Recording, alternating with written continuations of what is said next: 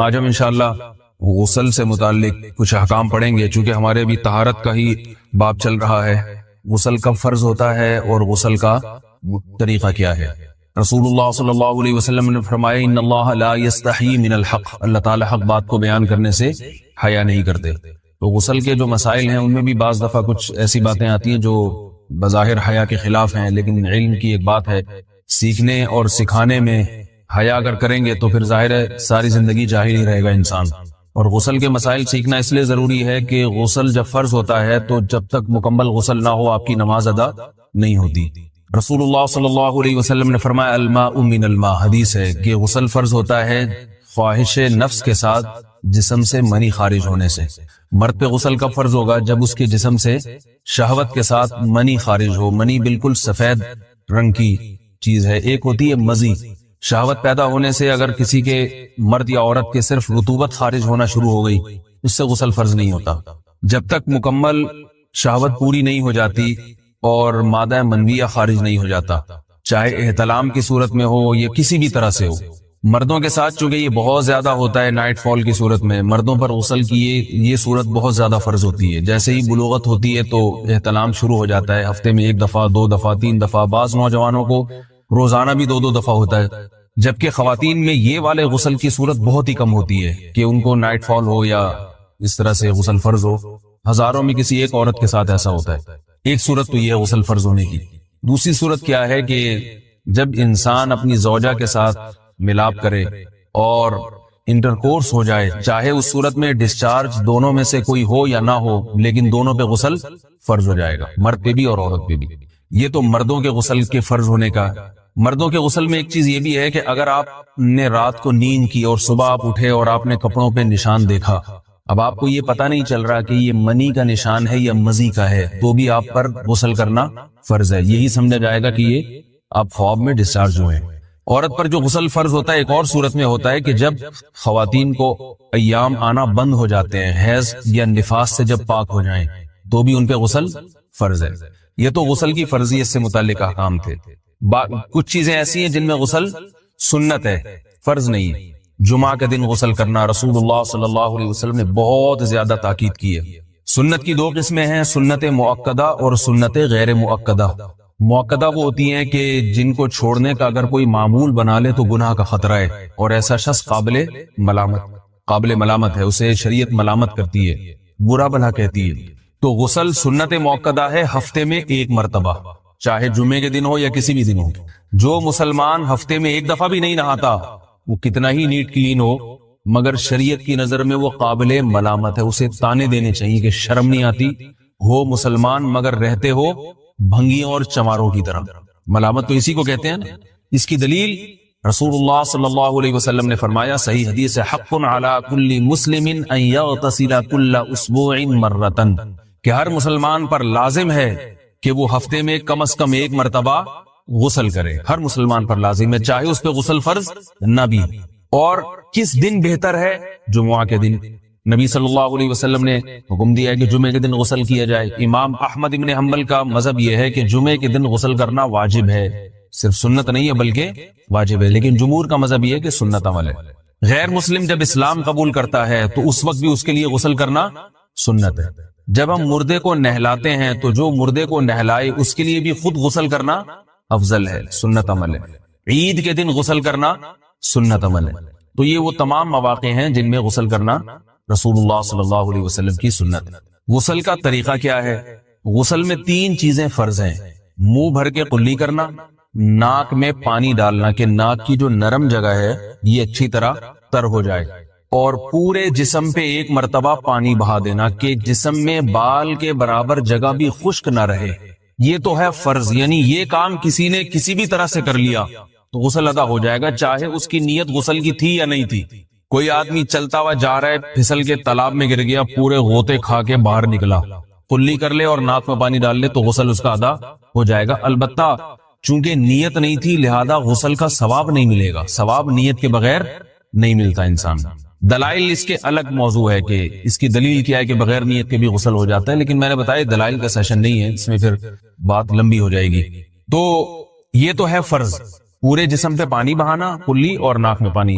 سنت طریقہ کیا ہے؟ رسول اللہ صلی اللہ علیہ وسلم غسل کیسے کرتے تھے؟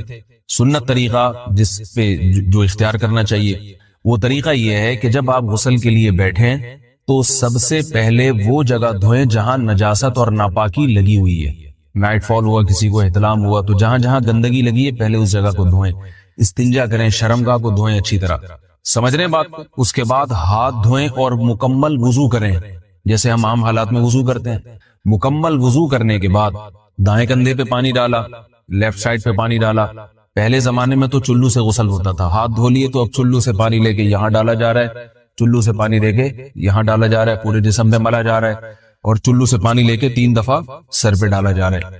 تو آج کل چلو الو تو ہے نہیں، شاور کے نیچے جا کے کھڑے ہو جاتے ہیں، تو اس میں یہ کہ شاور کھولے کھڑے ہو جائیں، سارے چلو اس میں خود بخود ہی ہو جائیں گے، پورے جسم پہ پانی بہ جائے گا۔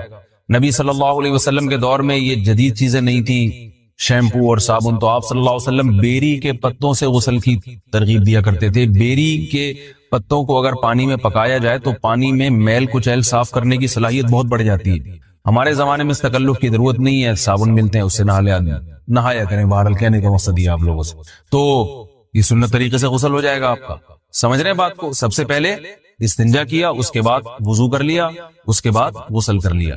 اگر کسی نے غسل میں وضو نہیں کیا اور ویسے ہی پورے جسم پہ پانی بہا دیا تو بھی اس کا وضو خود بخود ہو جائے گا۔ اس غسل سے وہ نماز پڑھ سکتا ہے، کیونکہ بعض لوگ غسل کرنے کے بعد دوبارہ وضو کر رہے ہوتے ہیں، اس کی ضرورت نہیں ہے، کیونکہ جب غسل کرتے ہیں تو وضو والے اعضاء تو خود بخود اس میں دھل جاتے ہیں۔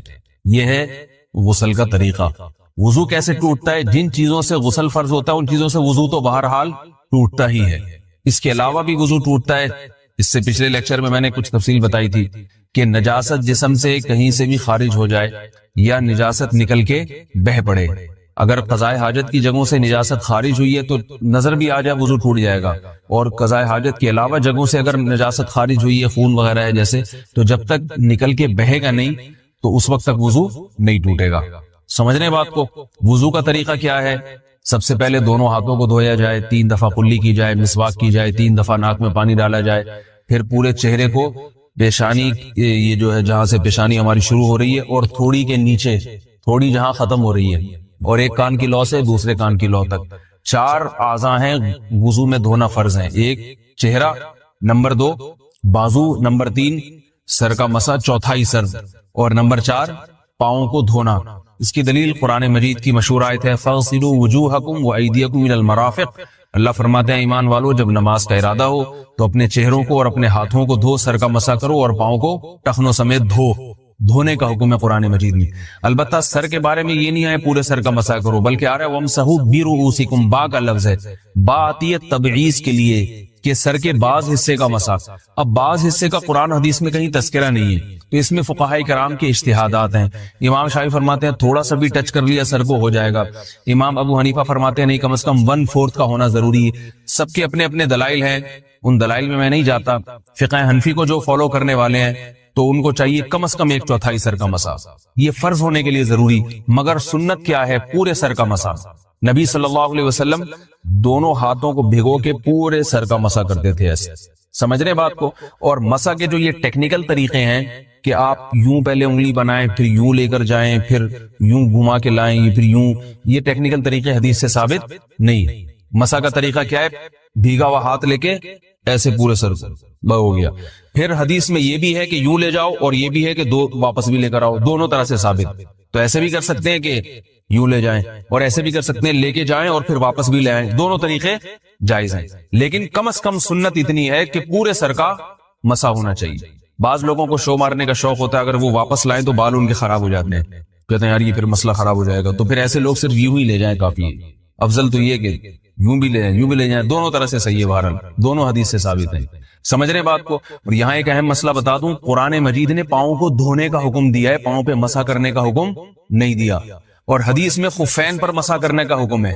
تو قرآن اور حدیث کو فقہاء نے جمع کیا ہے، لہذا وہ موزے جن میں آسانی سے پاؤں دھوئے جا سکتے ہیں ان میں چاروں ائمہ کے نزدیک پاؤں پہ مسا کرنا جائز نہیں۔ سعودی عرب میں جو بعض سلفی حضرات اور یہاں ہمارے ہاں بھی اہل حدیث حضرات نے عام موزوں پر بھی جو مسا کی ایک روایت ڈال دی ہے، اسلاف میں تابعین تبع تابعین میں اور چاروں ائمہ کے مذاہب میں اس کا ثبوت نہیں ملتا. اگر اسلاف میں کوئی قائل بھی ہے تو ایک شاذ قول، اکا دکا قول ملتا ہے، ورنہ یہ ائمہ اربعہ کے مذہب کے خلاف ہے. اور جو احادیث جو نقل ہوتی ہیں صحیح سند کے ساتھ ان کے بھی خلاف اور قرآن کی آیت کے بھی خلاف ہے. اس لیے کسی نے عام ساکس پہ اگر مسح کر لیے، جو عام طور پہ آفس پہن کے جاتے ہیں لوگ، اس میں تو پاؤں، آپ اگر ساکس کو پانی کے نیچے رکھیں پورا پاؤں دھل جائے گا آرام سے. تو وہاں کیا ہو رہا ہے کہ قرآن مجید کے حکم کی مخالفت لازم آ رہی ہے، آپ پاؤں دھو نہیں رہے. تو اس لیے ہم یہ سمجھتے ہیں کہ اس صورت میں نماز ادا نہیں ہوگی. سعودی عرب میں بعض سلفی حضرات نماز پڑھاتے ہیں، وہ ایسے ہی کرتے ہیں کہ عام ساکس پہ مسح کر کے نماز پڑھا لیتے ہیں. تو فتویٰ اسی پر ہے کہ ان کی اگر کسی کو یقین ہے کہ اس نے عام ساکس پہ مسح کر کے نماز پڑھائی ہے تو اس کے پیچھے نماز ادا نہیں ہوگی، کیونکہ قرآن کے مطابق اس کا وضو ہوا ہی نہیں ہے. صدیوں تک کوئی بھی اس قول کا قائل نہیں رہا ہے کہ عام ساکس پہ بھی مسح ہو جاتا ہے. یہ ابن تیمیہ رحمہ اللہ تعالی 7ویں صدی میں اس کے قائل تھے، اور تابعین میں اکا دکا قول ملتے ہیں اس کے، لیکن شاذ قول ہیں، مرجوح قول ہیں جن پر امت نے فتویٰ نہیں دیا. اور اب سعودی عرب میں بعض سلفی حضرات اس کے قائل ہیں. ہمارے ہاں اہل حدیث حضرات بھی چونکہ اکثر سعودی عرب کے سلفی حضرات ہی کو فالو کرتے ہیں، تو انہوں نے بھی وہیں سے یہ فتویٰ لیا ہے. لیکن ائمہ اربعہ کے مذہب میں اور دلائل کے لحاظ سے دیکھا جائے تو یہ مذہب کمزور ہے. قرآن نے پاؤں کو دھونے کا حکم دیا، آپ دھوئیں گے پاؤں جب تک دھونا ممکن ہے. چمڑے کے موزے ہیں ان کو دھونا ممکن نہیں ہے اتارے بغیر، لہذا ان موزوں کے اوپر مسح ہو جائے گا. تو اس سے قرآن پر بھی عمل ہو جائے گا اور حدیث پر بھی عمل ہو جائے گا. اس لیے ائمہ اربعہ نے جو قرآن و حدیث کو سمجھ کے جو فیصلہ کیا ہے اس پہ چلنا ہمارے لیے زیادہ مفید ہے بنسبت آج کل کے جو علماء ہیں ان کی اپنی ذاتی آراء پر. اس لیے یہ بھی ایک وضو سے متعلق اہم مسئلہ تھا. سمجھ رہے؟ باقی تو ماشاءاللہ وضو کرنا سب کو آتا ہی ہے. اور وضو کے بعد دعا کیا ہے؟ کلمہ شہادت، اشہد ان لا الہ الا اللہ وحدہ لا شریک لہ اشہد ان محمدا عبدہ ورسولہ اللہم اجعلنی من التوابین واجعلنی من المتطہرین. اے اللہ تو مجھے بار بار توبہ کرنے والوں میں شامل کر دے اور بار بار پاکیزہ رہنے والوں میں شامل کر دے. توبہ اس لیے کہ میں نے ظاہری طہارت تو حاصل کر لی، مجھے روحانی طہارت بھی عطا کر دے. اگر میں نے گناہ کی ہوں تو مجھے ان سے بھی توبہ کی توفیق عطا فرما لے، تاکہ اس لحاظ سے بھی میرا وضو ہو جائے، اس لحاظ سے بھی میں پاک ہو جاؤں. سبحانک اللہم وبحمدک نشہد ان لا الہ الا انت نستغفرک ونتوب الیک. کے فضائل، ایک زمانے میں سگریٹ کے فضائل چلا کرتے تھے. پرانے اخبار اٹھا کے دیکھو، تھروٹ انفیکشن سگریٹ ختم کرتی ہے، پتہ نہیں کیا کیا. وہ تو ڈاکٹروں کو عقل آئی، انہوں نے مہم چلایا ہے کیا لگا دیا لوگوں کو کس چیز پہ. تو اس لیے لائف اسٹائل بھی دیسی اور خوراک بھی دیسی. سمجھتے ہو کہ نہیں سمجھتے؟ کوکنگ آئل ہے آپ کے سامنے، ایک ہے دیسی گھی.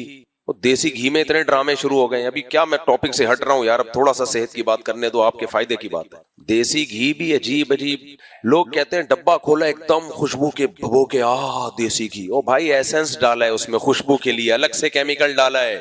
اپنے باپ دادوں سے پوچھو، اتنا تو چرنے والی گائے کے گھی میں خوشبو نہیں آتی تھی. ہر چیز میں 2 نمبر ہی یار، خدا کا خوف نہیں ہے. کھولیں گے نا دراصل لگائیں گے ایسی خوشبو ہے، کیا کر رہا ہے. اگر تم نے کچھ ڈالا ہے اس کے اندر خوشبو کے لیے تو لکھ دو نا ڈبے پہ، جھوٹ کیوں بول رہے ہو. دیسی گھی وہی ہے، بھینس سے دودھ نکالا، مکھن نکالا، گرم کر کے گھی بنایا، یہ ہے دیسی گھی. اچھا دودھ بھی بڑے ڈرامے ہیں دودھوں میں. 2 دن نا میں پتا ہے ابھی پچھلے 2 دن بیماری کی حالت میں بھی 2 دن پھرتا رہا ہوں دیسی گھی کی تلاش میں. آپ کہو دیسی گھی 2 دن تک مفتی صاحب کو نہیں ملا، خالص گھی واقعی نہیں ملا. ہو سکتا ہے اب دکان والوں کے فون آئے، مفتی صاحب ہمارے پاس ہے دیسی گھی. اور بھائی دیسی گھی کی جو میری نظر میں ڈیفینیشن ہے وہ الگ ہے، آپ کی نظر میں بولو الگ ہے. آپ جس کو دیسی گھی کہہ رہے ہو ہم اس کو دیسی گھی ہے، دیسی نہیں ہے وہ. جلدی سے ٹاپک کر کے نا پھر بات ہو گئی ہے. تو پہلی بات یہ کہ آپ گائے کو کھلا کیا رہے ہو. گائے کی جو نیچرل غذا ہے وہ تو گھاس ہے، ہرا ہے. آپ ونڈے شنڈے اور پتہ نہیں کیا کیا اس کے نام رکھے ہوئے ہیں. پہلی بات، خالص آسٹریلین گائے جو ہے اس کا دودھ گائے کا دودھ نہیں ہے گائے کا دودھ ہی ہے، وہ دودھ نہیں ہے جو ہماری دیسی گائے کا دودھ ہے. دونوں میں بہت فرق ہے. سمجھتے ہو کہ نہیں سمجھتے؟ گائے میں کچھ منرلز ہوتے ہیں جس کی وجہ سے اس کے دودھ کا رنگ پیلا ہوتا ہے. آسٹریلین گائے کے دودھ کا رنگ وائٹ. ان کمبختوں نے کراسنگ کر کے کراس بریڈنگ کر کے گایوں کی نسلوں کی بیڑا غرق کر دیا ہے. تو دودھ زیادہ ہوگا اس کا، کریم بھی زیادہ ہوگی یا پتلا ہوگا جو بھی ہوگا، لیکن دودھ زیادہ ہوگا، کوالٹی اس کی اچھی نہیں ہوگی. کوالٹی ہماری دیسی گائے کی اچھی ہوتی ہے. بہت معذرت چاہتا ہوں میں آج ٹاپک سے ہٹ گیا، لیکن اس کو کمپلیٹ کر کے پھر ہم آگے چلتے ہیں. دیکھو حدیث میں گائے کے دودھ کی فضیلت ہے، اس کا مطلب یہ ہمارے مذہب کا بھی کسی حد تک ٹاپک ہے. لیکن کون سی گائے کی؟ نبی نے فرمایا ترم فی الارض، جو زمین میں چرتی ہے. آسٹریلین گائے کا دودھ بیکار، بالکل وائٹ کلر کا ہوتا ہے. میں نے گائے پالی تھی نا, ایک صاحب نے کہا مفتی صاحب میں بھی آپ کی گائے کا دودھ لے جایا کرتا تھا, اتنا اچھا گھی پیلا یلو کلر کا, پھر پتہ نہیں آپ کی گائے کا دودھ کا گھی بھی وائٹ ہو گیا اور گائے کا دودھ بھی کیا ہو گیا, وائٹ ہو گیا. میں نے کہا مجھے پتا ہے ہو گیا تھا, وجہ اس کی ایک ڈاکٹر صاحب کے مشورے پر میں نے اس کو ونڈے پنڈے کھلانا شروع کر دیے تھے. وہ ڈاکٹر نے تو میری خیرخواہی میں مشورہ دیا کہ دودھ کی کوانٹٹی بڑھ جائے, کوانٹٹی بڑھے گی کوالٹی کیا ہو جائے گی, خراب. تو دیسی گھی کا مطلب وہ ہوتا ہے جو ونس اپون اے ٹائم ہمارے باپ دادے کھایا کرتے تھے. ونس اپون اے ٹائم بولو ہمارے باپ دادے کھائے. نمبر 1 گائے بھی دیسی ہو, نمبر 2 کھاتی بھی کیا ہو, دیسی یعنی گھاس کھاتی. نمبر 3 اس گائے کو دھوپ بھی ملتی ہو, چلتی پھرتی بھی ہو. ان تمام شرطوں کے بعد جا کے جب دودھ نکلے گا اور پھر اس دودھ سے گھی نکلے گا از کالڈ دیسی گھی. سمجھتے ہو کہ نہیں سمجھتے؟ اس میں کوئی خوشبو کے لیے ایسنس نہ ڈالا ہو. خیر ہم کہاں نکل لیے. لیکن یہ والا گھی بہت کم مارکیٹ میں مل رہا ہے, ہو سکتا ہے کسی کے پاس ہو, میں کسی کا انکار نہیں کرتا, لیکن گھی کے نام پہ منجن بہت زیادہ بک رہا ہے ڈبوں میں. کیا خیال ہے, بک رہا ہے کہ نہیں بک رہا؟ اور کمپنیاں جو دودھ بیچ رہی ہیں اس پر تو ہم ایمان لے کر آئے ہیں کہ یہ دودھ ہے, باقی اس دودھ کا جو بیڑا غرق کیا جاتا ہے, گائے سے نکلنے کے بعد اس کو پکایا جاتا ہے, اتنی ہیٹ پہ اس کو گرم کیا جاتا ہے, پھر اس میں کچھ کیمیکل ملائے جاتے ہیں, جو بیڑا غرق ہونا تھا وہ. ہاں اس میں یہ ہے کہ کچھ کمپنیاں اچھی ہیں, ان کا دودھ کم نقصان دہ ہے, کچھ کا زیادہ نقصان دہ. ایک نقصان تو ڈاکٹروں سے ہم نے سنا ہے, آپ کہہ سکتے ہیں وہ سب آپ کا ٹاپک نہیں ہے, لیکن ڈاکٹروں کا تو ہے نا. ڈاکٹروں سے ہم نے سنا ہے کہ کینسر میں ان ڈبے اور پیکنگ کی چیزوں کا بہت بڑا دخل ہے. جو کینسر پھیل رہا ہے نا, جو پیکنگ کی چیزیں ہم کھا رہے ہیں نا, اس میں بہت بڑا دخل. میرے بھائی گوشت بھی اچھا پیکنگ کا نہیں ہے, گوشت بھی وہ اچھا ہے, جاؤ ذبح کرو اور کھا جاؤ. جانور کاٹو اپنے مبارک ہاتھوں سے. یا قصائی کوئی ایسی جگہ ہیں ہم نے دیکھا ہے روزانہ جانور آتا ہے کٹتا ہے اور قصائی شام تک سارا گوشت بیچ کے فارغ ہو جاتا ہے. اچھا اس میں بھی ایک ڈرامہ ہے, بعض دفعہ قصائی وہ گائے لے کر آ رہا ہے جو سارا دن کچرا کھاتی ہے. نبی صلی اللہ علیہ وسلم نے اس جانور کا گوشت کھانے سے منع کیا جو گند بلا کھاتا ہو. اب میں آپ کو وہمی نہیں بنا رہا, آپ چپکے سے قصائی سے گوشت خرید کے لا کے کھا لیا کریں, حلال حرام کا مسئلہ نہیں ہے. لیکن جب میرے سامنے یہ کہا کرو نا کہ یہ خالص گوشت ہے, تو پھر بہت سوچ سمجھ کے کہا کرو. آپ جس کو خالص سمجھ رہے ہوتے ہو وہ ہمارے معیار پہ خالص بولو نہیں ہوگا. کچرا چننے والی جو جانور, کچرا کھانے والے جو جانور ہوتے ہیں نا, آپ نے دیکھا ہوگا کچرا کھا رہے ہیں, تھیلیاں بھی کھا رہے ہیں, گند بھی کھا رہے ہیں, سڑے ہوئے پھل بھی کھا رہے ہیں. ان جانوروں کے گوشت میں اس کے اثرات آتے ہیں. جانور وہی اچھا ہے, گائے کی خوراک گھاس پھوس ہے بھائی, اس کو گھاس کھانے دو خدا کے بندو, یا پھلوں کے چھلکے کھلا دو اس کو. اتنی کیا کیا کھلایا جا رہا ہے. ایسے ایسے جانور قربانی کے لیے تیار ہوتے ہیں کہ آپ اپنے باریک سے لڑکے کو ڈال دو وہاں, بولا یار اس کو یہ تیار کر دے تو. بعض لڑکے کراچی کے اتنے باریک دبلے پتلے, میرا بھانجا ہے نا بہت باریک سا, میں ایک فارم ہاؤس گیا, وہ بیل تیار ہو رہے ہیں قربانی کے لیے موٹے, ان کو بیلوں کو دیسی گھی آلو ٹھوسا جا رہا ہے, ان کے ٹھوسا جا رہا ہے. وہ نہیں کھا رہا, کہہ رہے نہیں کھا, تیرا باپ بھی کھائے گا, کیونکہ اس نے بیچنا ہے اس کو موٹا کر کے. بتاؤ اس کا گوشت کسی کام کا رہے گا؟ کسی کام کا گوشت نہیں ہے. کھڑے کھڑے کھلائے جاؤ کھلائے جاؤ کھلائے جاؤ. تو میں اپنے بھانجے کو لے گیا, میں نے کہا یار اس کو بھی پال دے یار, تو کتنے پیسے لے گا؟ 1 سال کے لیے تمہارے حوالے کر رہا ہوں, پیسہ بتا خالی تو. اس کو ایسا بنا دے.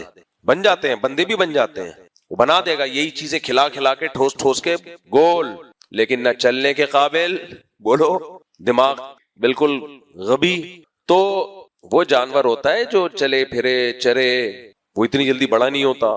خیر, تو میں اس لیے یہ کہہ رہا تھا کہ اس زمانے میں اگر کوئی شخص کہہ رہا ہے نا ہم خالص مال بیچتے ہیں, تو آپ اس کو بولا کرو کہ جھوٹ بولنے پر میں آپ کو سلوٹ کرتا ہوں. بہت خوشی ہوئی آپ نے جھوٹ بولا. پوری بات بتاتا کوئی نہیں ہے, یہ اللہ کا شکر ہے مجھے بتا دیتے ہیں تھوڑا سا لوگوں کے دل میں, جن لوگوں کے دل میں محبت ہے وہ بتا دیتے ہیں, اچھے لوگ ہیں. میں 1-2 جاننے والوں کے پاس گیا, میں نے کہا دیسی گھی خالص ہے, انہوں نے کہا خالص ہے, لیکن ونڈا کھلا رہے ہیں گائے کو. تو اس لیول کا نہیں ہے مفتی صاحب جس لیول کا آپ سمجھ رہے ہو. اچھے لوگ ہیں الحمدللہ, مجھے خوشی ہوئی کہ چلو یار جو جتنی بات ہے اتنی بتا دی. تو خیر دیسی گھی کھایا کرو, خدا کی قسم بہت خاندانی چیز ہے, بہت خاندانی چیز ہے. تو بچوں کو کھلایا کرو, ایسے ٹماٹر ہو جائیں گے لال ٹماٹر. خیر, تو میں جو اصل بات کر رہا تھا وہ یہ کر رہا تھا کہ کمپنیاں پیکنگ کی چیزیں بیچ رہی ہیں, ڈاکٹر کہہ رہے ہیں اس میں صحت کو نقصان ہے, لیکن کوئی مفتی ان چیزوں کو حرام کہہ سکتا ہے؟ بولو حرام کوئی نہیں کہے گا بھائی. کمپنی بتا رہی ہے کہ یہ ہم نے اس میں ڈالا ہے, اب تم خود تحقیق کر لو, فائدے مند ہے نقصان دہ, ہم نے تھوڑی ذمہ داری لی ہے. تبھی آج تک کوئی مفتی اس کو حرام نہیں کہتا. تو اسلامک بینکوں کا بھی یہی حال ہے. حرام نہیں کہا جائے گا اس کو, نا نا نا بھائی, حرام کے لیے خالص سود ہونا ضروری ہے, وہ نہیں ہے تو کیسے حرام کہتے ہیں. لیکن کیا ہم یہ کہیں کہ آپ اپنے پیسے سیونگ اکاؤنٹ میں رکھ کے نوٹ چھاپا کرو, یہ مشورہ دے دیں؟ نا نا نا نا نا.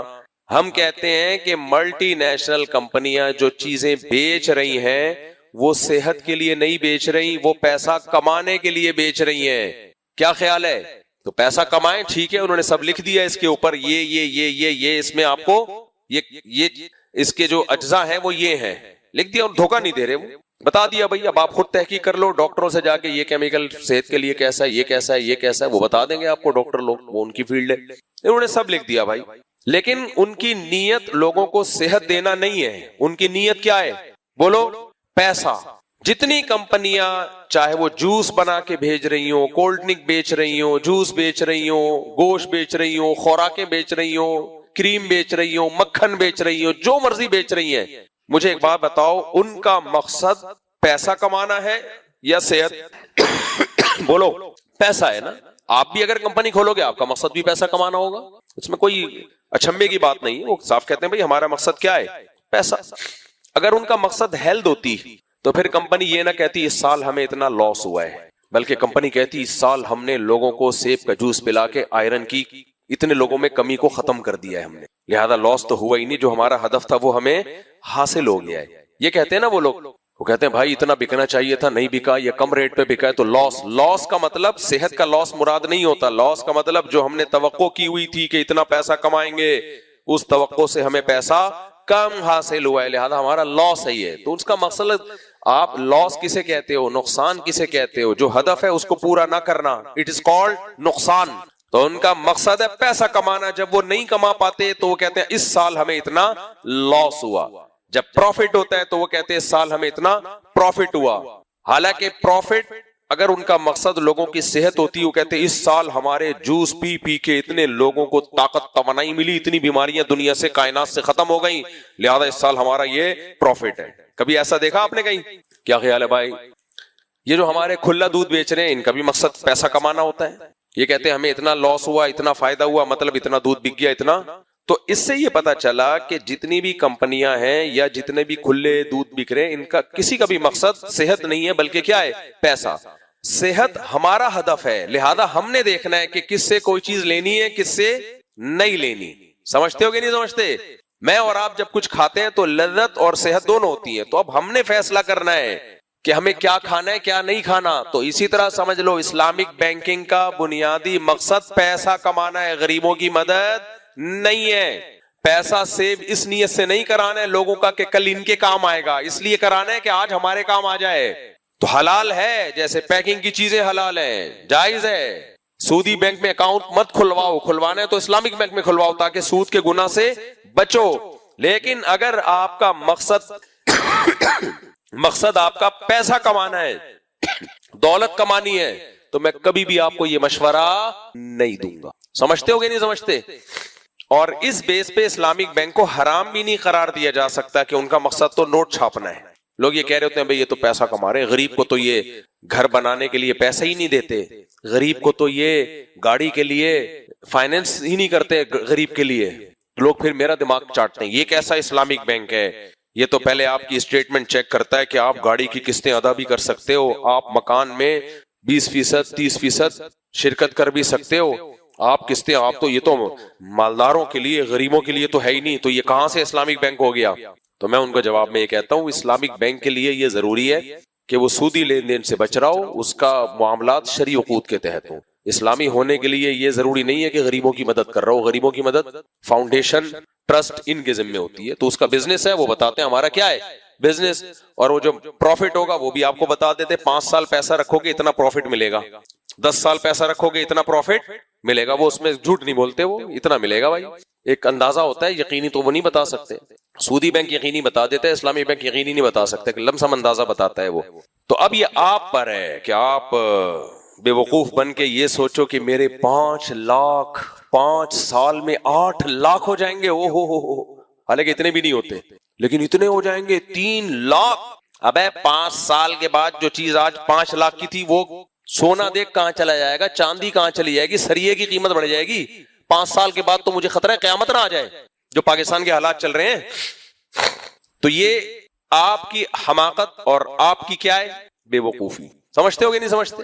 اب کمپنیوں نے لکھ دیا نا ڈبے کے اوپر یہ چیزیں ہیں، اس کے اندر یہ کیمیکل ہے، تو اب اس کیمیکل کے بارے میں کمپنی نہیں بتائے گی، دکاندار نہیں بتائے گا. آپ یہ بڑے ماہر ڈاکٹر جو خوراک کے ماہر ہیں ان سے پوچھو کہ سر یہ کیمیکل صحت کے لیے فائدہ مند ہے یا نقصان دہ، تو ڈاکٹر لوگ بتائیں گے آپ کو یہ کیا کرتا ہے باڈی میں جا کے. حالانکہ خود بھی پی رہا ہوگا ڈاکٹر، ڈاکٹروں کا کون سا اپنی صحت کا خیال کرتے ہیں. خیر، ڈاکٹر سگریٹ پی رہا ہوگا دبا دبا، میں نے دیکھا ہے، اور کہہ رہا ہوگا آپ دیکھیں سگریٹ چھوڑ دیں بہت نقصان دہ، خود پھر پیے گا. ان کو بولا جائے کہ آپ کیوں پی رہے ہو، کہتے ہیں یار میرا دماغ ہی کام نہیں کرتا جب تک سگریٹ نہ پیوں. کہتے ہیں یہ مشورہ بھی آپ کو میں نے سگریٹ پی کے ہی دیا ہے، اگر نہ پیتا تو یہ مشورہ بھی نہیں، الٹے مشورے دیتا، بلکہ میں کہتا کہ پیو، سگریٹ پی ہے تو میرا دماغ کام کیا اور میں نے آپ کو صحیح مشورے دیے کہ یہ صحت کے لیے نقصان دہ. سگریٹ کا یہی نقصان کم ہے کہ اس کے پیے بغیر جس کو عادت پڑ جائے اس کا دماغ ہی نہیں چل رہا ہوتا. خیر، تو کہاں سے کہاں بات چلی، تو خیر میں یہاں سے میں نے بات شروع کی تھی. یار مجھے تھوڑا سا پانی پلا دیں، ذرا سادہ ہو، ٹھنڈا نہ ہو. پانی نہیں مل رہا آج کل، عجیب قسم کے پانی آ رہے ہیں مارکیٹ میں. یار کس چیز کی اس کو روئے آدمی، پانی کی واٹ لگا کے نا اس کو زیرو کر دیا جاتا ہے، بالکل سارے منرلز اس میں ختم، پھر اپنی طرف سے 2-4 ڈال دیے جاتے ہیں. زمین کا پانی اگر کہیں میٹھا نکلا ہے تو وہ پیا کرو، اس کے علاوہ کہیں دائیں بائیں جانے کی ضرورت. بولو، صدیوں سے انسان کیا پیتا آ رہا ہے؟ کنووں کا پانی.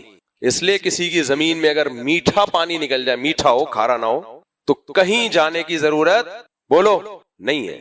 ہاں اس کے قریب گٹر لائن نہ ہو، ورنہ وہ گٹر سیوریج کا پانی بھی اس میں شامل ہو رہا ہو. جس کو یہ مل جائے نا کہیں، میں گلگت گیا ہوں میرے بھائی، وہ چشموں کا پانی پیتے ہیں، 99-100 سال جیتے ہیں وہ لوگ، لیکن وہاں بھی اب کمپنیوں کا پانی پہنچ چکا ہے. یہ والا پانی پیو، یہ دیکھو کتنا پیور پانی، صاف ستھرا پانی. وہ بے وقوف تھے جو اب تک پی پی کے 99 سال جیتے آئے ہیں. سوات مردان کے لوگ بھی اب کمپنیوں کا پانی پی رہے ہیں. یار برین واشنگ کی آپ انتہا دیکھو یار. تمہارے دادے پردادے یہ چشموں کا پانی پی کے 100 سال جیے ہیں، اور تمہیں کمپنیاں کہہ رہی ہیں یہ پانی مت پیو، یہ پیو، دیکھو صاف ستھرا پیور پانی. واہ واہ، کمپنیاں بے وقوف نہیں ہے. بے وقوف کون ہے؟ ہم ہیں. البتہ یہ ضرور ہے کراچی میں جو لائن کا پانی آ رہا ہے اس سے بہتر بہرحال یہ کمپنیوں کے پانی ہی ہے. ایسا نہ ہو یہ چھوڑ کے کراچی کا جو لائن کا پانی ہو وہ پی لو. وہ ٹھیک ہے فلٹر کرتی ہے گورنمنٹ، اس میں فلٹر بھی کرتی ہے، اس کو صاف بھی کیا جاتا ہے، لیکن بھائی پتہ نہیں کیا کیا جاتا ہوگا. تو وہ میں اس پانی کی بات نہیں کر رہا، میں بات کر رہا ہوں زمین کا، چشموں کا پانی صاف ستھرا، اس سے بہتر کوئی پانی نہیں ہے. جن کو وہ میسر ان کو ضرورت ہی نہیں ہے بھائی دائیں بائیں جانے کی. بسم اللہ.